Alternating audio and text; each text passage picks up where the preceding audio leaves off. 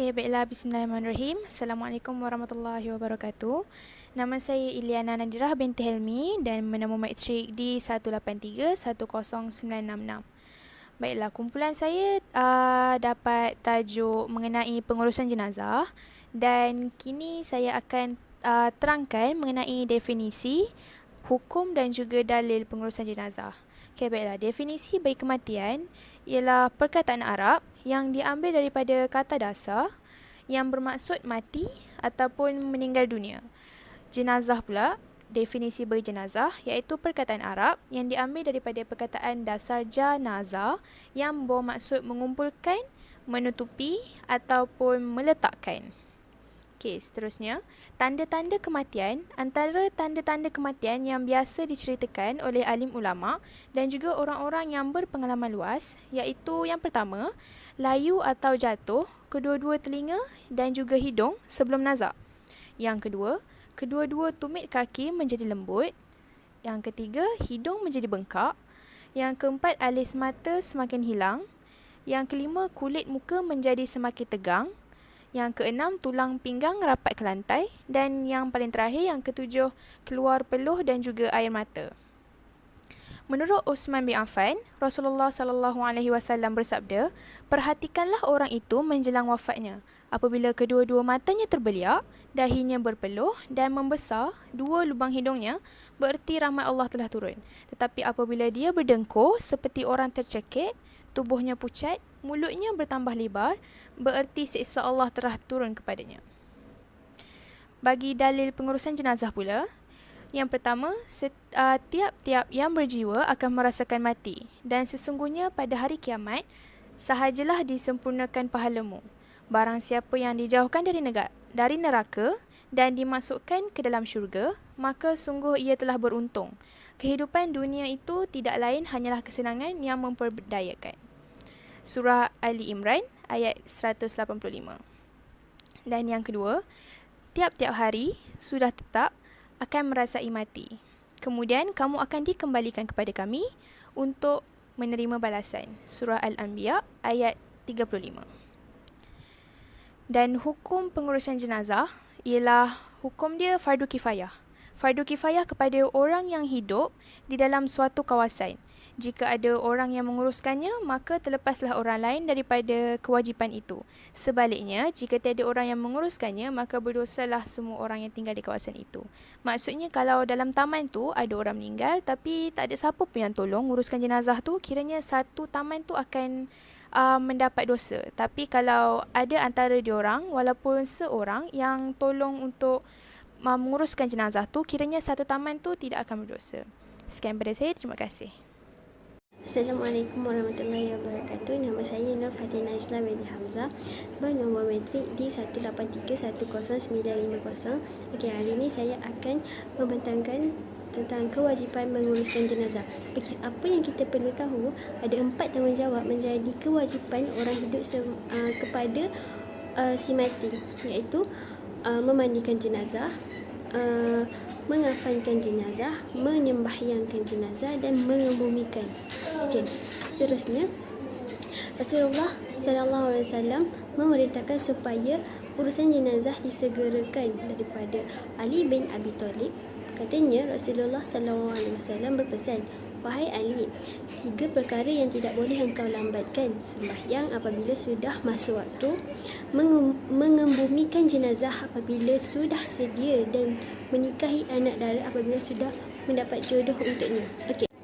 Syarat bagi orang yang memandikan jenazah pula ada beberapa syarat, iaitu pertama, Islam, merdeka, bukan musuh si mati, mumaiz, tidak fasik, bukan pembunuh si mati, dan yang terakhir, orang yang jujur dan amanah.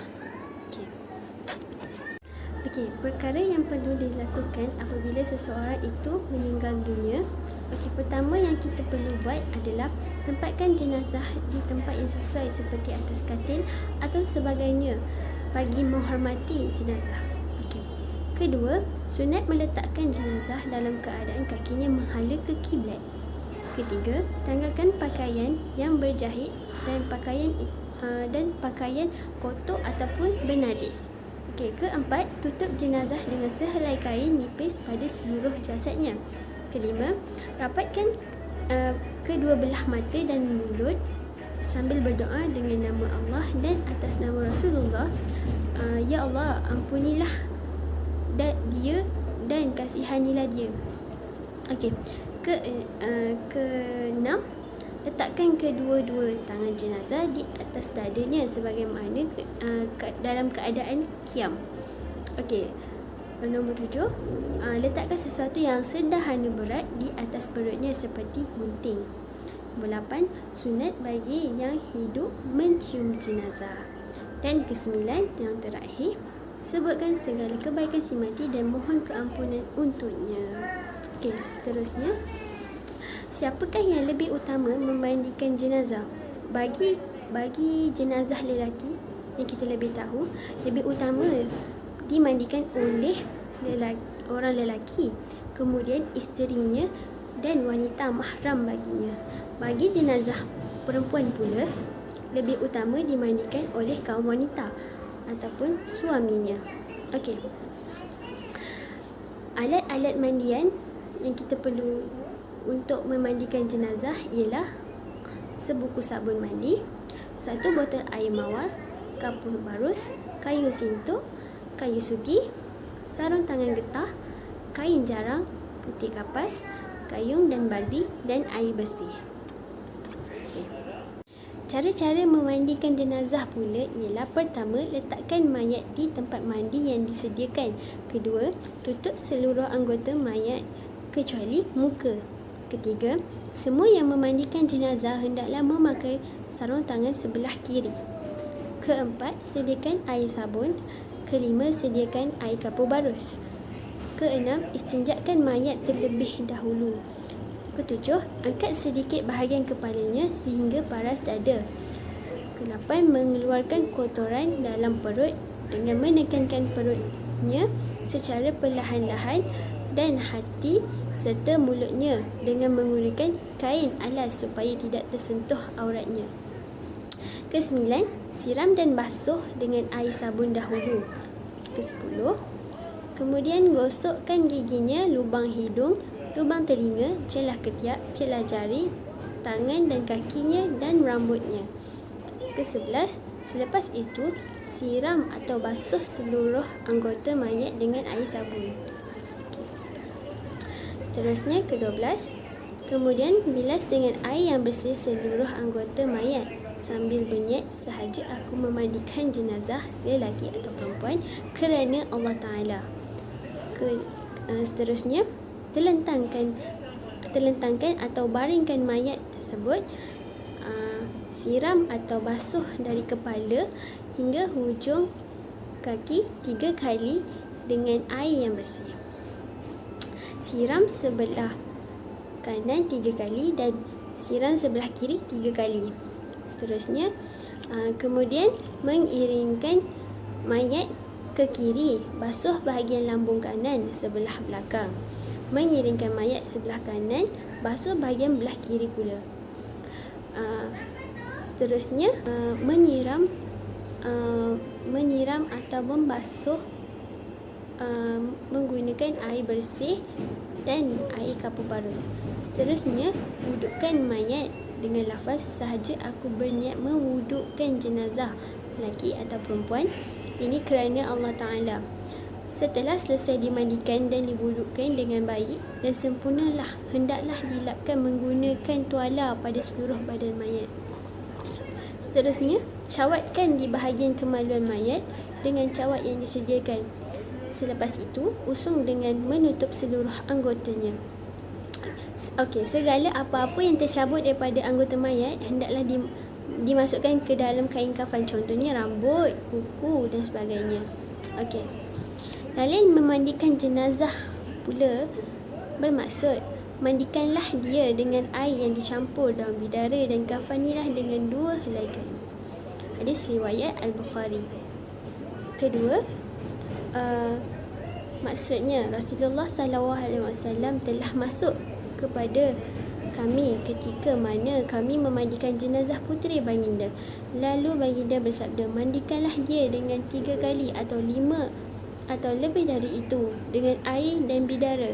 Kemudian letakkan bersama kapur barus pada mandian yang akhir.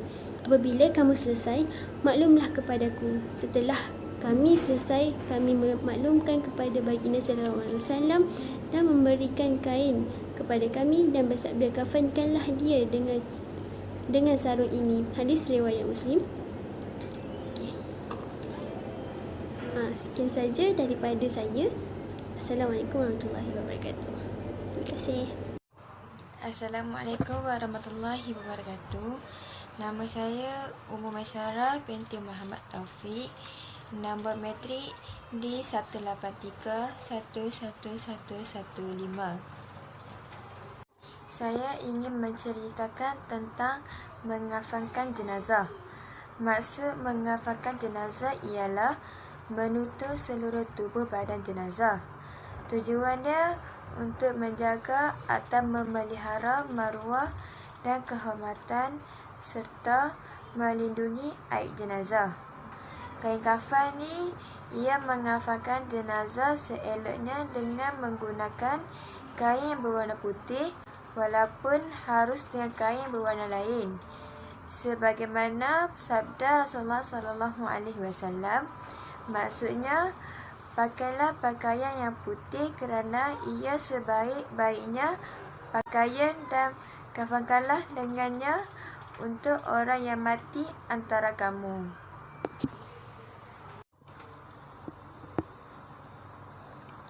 Kafan bagi orang lelaki ialah 3 lapis termasuk kain sarung, dan kafan bagi orang perempuan pula ialah 5 lapis termasuk kain tekung.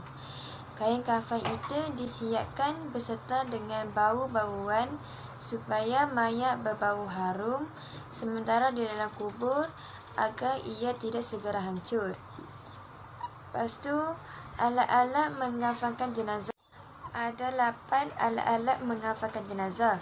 Yang pertama, kain putih kira-kira 13 elah, panjang dan 45 atau 65 inci lebar.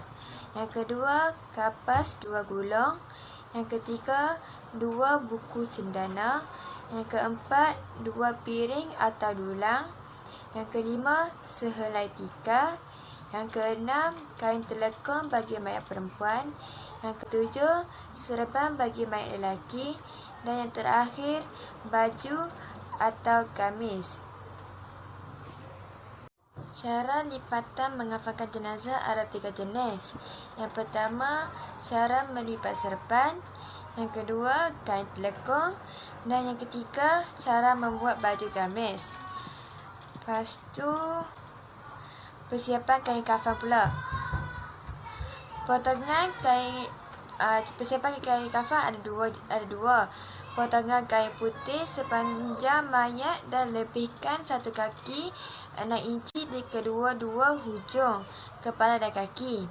Kain putih yang wajib hanya selapis sahaja, tetapi lebih utama jika 3 lapis bagi mayat lelaki dan 5 lapis bagi mayat perempuan.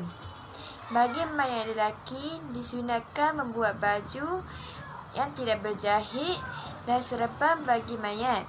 Sementara bagi mayat perempuan pula, dipakaikan kain telekung yang tidak berjahit. Sementara bagi mayat perempuan, dipakaikan telekung yang tidak berjahit. Yang kedua, koyakkan di tepi kain selebar 14 inci untuk digunakan sebagai tali pengikat sebanyak 5 utas tali. Seterusnya, kain kafan 3 lapis. 3 lapis bagi mayat lelaki sama ada kanak-kanak maupun yang dewasa. Tiap-tiap lapis meliputi seluruh badannya. 3 lapis itu digunakan untuk 1 lapis untuk pembungkusan luar, ukur panjang jenazah terlebih dahulu. Apabila memotong kain, lebihkan 1 kaki di kepala dan 1 kaki di kaki. Ataupun boleh juga menggunakan ukuran biasa, iaitu sekiranya apabila mengafankan jenazah, bahagian kepala dan bahagian kakinya senarnya diikat, iaitu ikatan tersebut tidak mudah terbuka apabila jenazah diangkat ke tempat sembahyang untuk disembahyangkan dan diusung ke perkuburan untuk dikebumikan. Yang kedua, satu lapis untuk baju dan serban. Lepas tu yang seterusnya, satu lapis untuk kain sarung dan 60 inci dua kaki ikut panjang ukuran jenazah. Ukuran kain kafan bagi mayat orang dewasa 45 inci, satu kaki ikut panjang ukuran jenazah. Ukuran kain kafan bagi mayat kanak-kanak. Lepas tu yang kedua, kain kafan 5 lapis. Kafan yang seelok-eloknya untuk mayat perempuan sama ada kanak-kanak ataupun yang telah baligh ialah 5 lapis, iaitu 2 lapis pertama untuk kain kafan 2, yang kedua 1 lapis untuk kain sarung, yang ketiga 1 lapis untuk baju, yang keempat 1 lapis untuk tudung atau telekong, yang kelima kain kafan 60 atau 45 inci kain kafan luar, iaitu lapisan luar atau lapisan paling bawah sekali kain kafan 60 atau 45 inci kain kafan sarung yang diletakkan di atas kain kafan luar. Bagi kain kafan 7 lapis, yang pertama 4 lapis untuk kain kafan luar, yang kedua sehelai kain sarung, yang ketiga sehelai baju, yang keempat sehelai serban atau telekong. Ukuran yang dinyatakan ini ialah bagi ukuran jenazah yang panjangnya antara 5,5 ke 6 kaki. Yang pertama, jika kain kafan 3 lapis, 10 hingga 11 helai. Yang kedua, jika kafan 5 lapis, 14 hingga 15. Dan yang terakhir, jika kafan 7 lapis, 20 hingga 21 helai. Sewaktu mencari kain kafan tersebut, sunat berdoa seperti berikut. Bagi mayat lelaki, ya al-jannata barhamtaka ta'alallahu ya wa iza yallahul kayrama an-lisana adalallahu rahimin. Bagi mayat perempuan, ya al-jannata barhamtaka ta'alayallahu ya wa izqilahal al-karimi al-libasaha aj'alallahumma arhamar rahimin. Kain kafan yang disediakan itu sunat diasapkan selapis demi selapis dengan kemanahnya atas tetanggi. Kemudian barulah dibentangkan dengan ditaburkan serbuk cendana yang bercampur sedikit kapur barus atau minyak wangi tanpa alkohol di atas tiap-tiap lapisan. Kemudian ketepikan buat sementara waktu. Cara mengafankan jenazah. Setelah mayat itu dibawa keluar dari tempat permandian, ia keluar dalam keadaan dibungkus dengan kain lapisnya panjang menutupi kepalanya hingga ke kakinya. Kain tersebut biarlah berwarna gelap dan lembut. Letakkan mayat tersebut di atas kafan yang telah sedia dibentangkan. Bagi mayat lelaki, yang pertama, lapisan yang paling bawah ialah tali pengikat mayat. Yang kedua, tali di bahagian hujung kaki. Yang ketiga, tali di bahagian lutut. Yang keempat, tali di bahagian pinggang atau pusat. Yang kelima, tali di bahagian hujung dada. Yang keenam dan terakhir, tali di bahagian hujung kepala. Bagi mayat perempuan, pastikan pada lapisan kain kafan paling bawah ialah 5 utas tali yang diperbuat dari kain yang telah dicarikan sewaktu menyediakan kain kafan tersebut. Yang pertama, tali di bahagian hujung kaki. Yang kedua, tali di bahagian lutut. Yang ketiga, tali di bahagian pinggang atau pusat. Yang keempat, tali di bahagian dada. Yang kelima, tali di bahagian hujung kepala. Dan yang keenam, lakukan sebagaimana menguruskan mayat lelaki, sementara kain telekung hendaklah dipakaikan. Lapisan yang lebar ialah yang berukuran tinggi dengan lebihkan 2 kaki di bahagian kepala dan dua kaki di bahagian hujung kaki. Tikar yang diletakkan di atasnya kain kafan arahan, letakkan tali yang telah dicarikan dari kain kafan di atas tikar yang telah dibentangkan. Tali di hujung kepala, yang kedua tali di dada, yang ketiga tali di pinggang atau pusat, yang keempat tali di lutut dan yang kelima tali di hujung kaki. Letakkan lapisan pertama kain kafan di atas tali yang telah diatur rapi di atas tikar. Tali pengikat kafan, serbuk cendana dan minyak wangi, lapisan kain kafan yang telah ditabur dengan serbuk cendana, kain sarung, 2 helai serban. Yang pertama, sediakan 3 atau 5 uras tali yang dihamparkan di atas di tempat pembaringan. Tali ini diambil daripada kain kafan. Yang kedua, ketinggian jenazah diukur untuk menentukan kepanjangan kain kafan. Yang ketiga, kain kafan dipotong menjadi 3 bahagian. Dan yang keempat, ketiga-tiga kain dihamparkan dalam keadaan bertindih antara satu sama lain. Yang kelima, hamparkan kapas kulon di tengah-tengah kain memanjang ke bawah mengikut anggaran sel jenazah. Yang keenam, serbuk cendana ditaburkan di atas kapas yang telah dibentangkan. Yang ketujuh, angkat mayat tersebut dengan berhati-hati, kemudian baringkan di atas kain kafan yang sudah dibentangkan. Yang ke-8, tutupkan jenazah itu dengan kapas yang telah disediakan pada bahagian-bahagian berikut, iaitu kemaluan, kedua-dua siku dan dada, kedua-dua telinga, kedua-dua kaki dan muka. Yang ke-9, sekali lagi taburkan serbuk kayu cendana di atas kapas yang berada di atas jenazah. Yang ke-10, kain kafan diselimutkan atau ditutupkan dari lebar yang paling atas sampai lebar yang paling bawah satu persatu. Kerana tali ini akan dibuka semula ketika dalam kubur. Yang ke-12, biarkan bahagian muka terbuka untuk tatapan sanak saudara. Yang ke-13, tali di bahagian leher dan kepala diikat apabila jenazah sedia untuk diusung atau untuk disembahyangkan. Dan yang terakhir, 14, setelah siap, renjislah air mawar dan sapulah minyak wangi. Memakai kain sarung kepada jenazah lelaki. Jenazah wanita yang bertudung, lapisan luar kemudiannya kanan ke kiri, dahulukan dari kiri ke kanan kain sarung yang telah siap dilipat, kedudukan kain sarung yang telah dilipat dari kiri ke kanan jenazah. Pengkafanan biarlah ketat dan kemas. Lepas tu, dagu jenazah 2 lapisan luar yang telah ditaburi minyak wangi dan serbuk cendana. Memakai lapisan luar kain kafan. Lipatan terakhir. Lipatan dan masukkan ke bahagian belakang jenazah. Lipatan kain kafan dari kanan ke kiri bermula dari bahagian muka, diakhiri dengan melipat kain kafan ke bawah kaki ke bahagian kiri. Pengkafanan biarlah ketat dan kemas. Kain kafan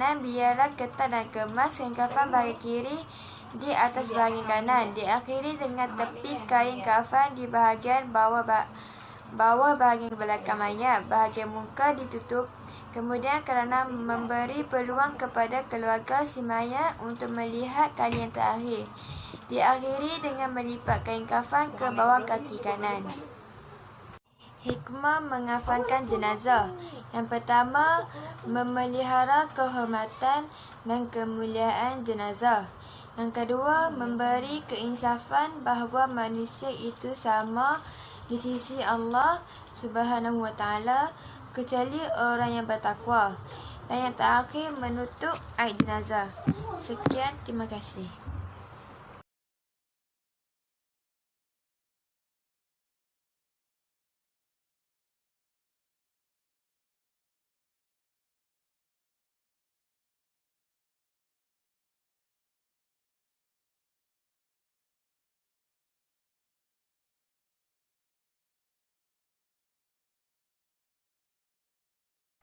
Assalamualaikum warahmatullahi wabarakatuh. Saya Syahida Binti Fikri. Saya ingin membentangkan tentang pengebumian Islam atau lebih kita panggil kebumikan jenazah. Tujuan kita mengebumikan jenazah adalah untuk menjaga maruah dan kehormatan si mati. Kemudian cara-caranya ialah first, kita menggali kubur. Lepas tu yang kedua, jenazah dimasukkan dalam keadaan mengiring di atas rusuk kanan menghadap kiblat. Yang ketiga ialah meninggikan tanah kubur sekadar sejengkal. Hikmah dia adalah supaya jenazah tidak dimakan oleh binatang buas dan supaya jenazah tidak berbau. Hal ini untuk memuliakan jenazah. Sekian, terima kasih. Assalamualaikum warahmatullahi wabarakatuh. Nama saya Nurul Latifah binti Abdul Rahman dan nombor matrik saya D183111098.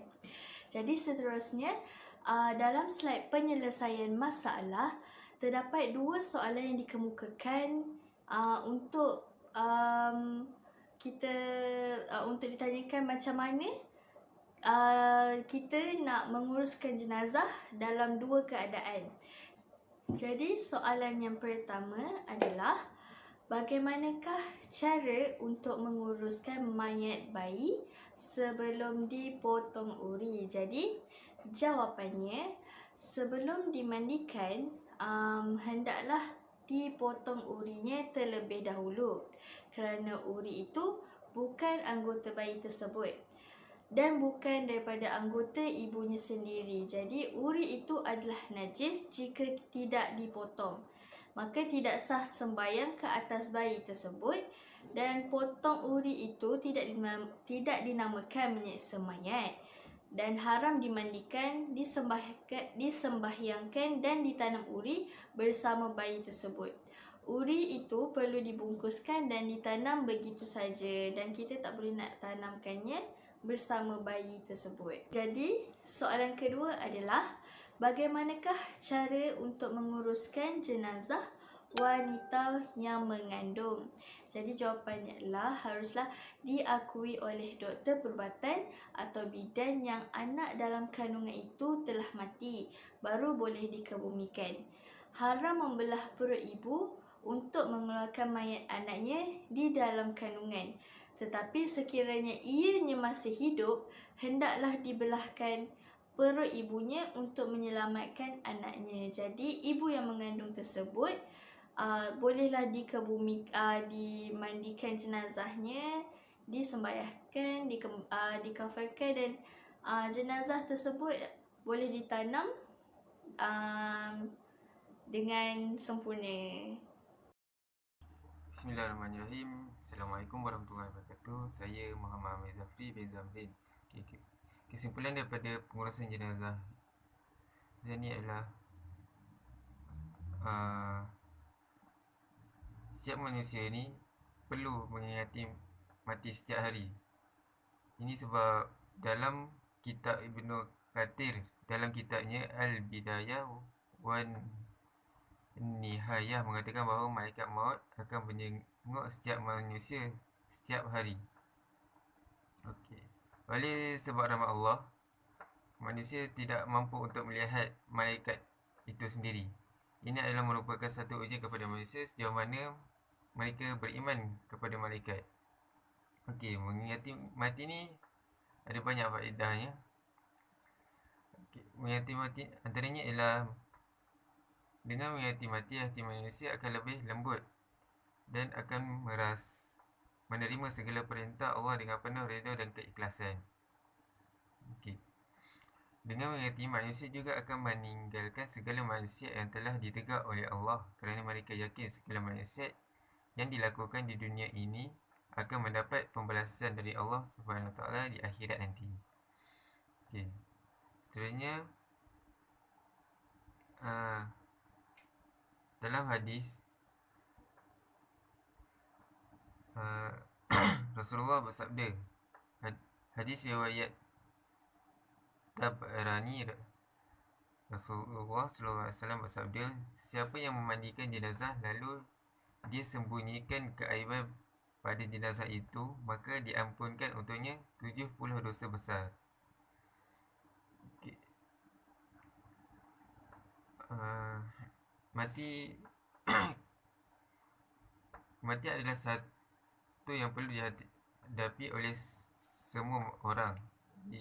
Ia permulaan kepada kehidupan abadi. Setiap orang pasti menghadapi mati, cuma kita tidak tahu bilakah masanya kita akan menemui ajal. Ada orang matinya ketika sujud dalam solat, ketika beriadah, ketika tidur dan sebagainya. Firman Allah yang bermaksud setiap yang bernyawa pasti akan mati, dan bahawasanya pada hari kiamat sahajalah akan disempurnakan balasan kamu. Surah Al-Imran ayat 185. Okay, oleh sebab tu orang Islam perlu mengetahui cara-cara menguruskan jenazah. Urusan jenazah ni adalah satu tanggungjawab umat Islam dan merupakan fardu kifayah terhadap pengurusannya. Itu sahaja daripada saya.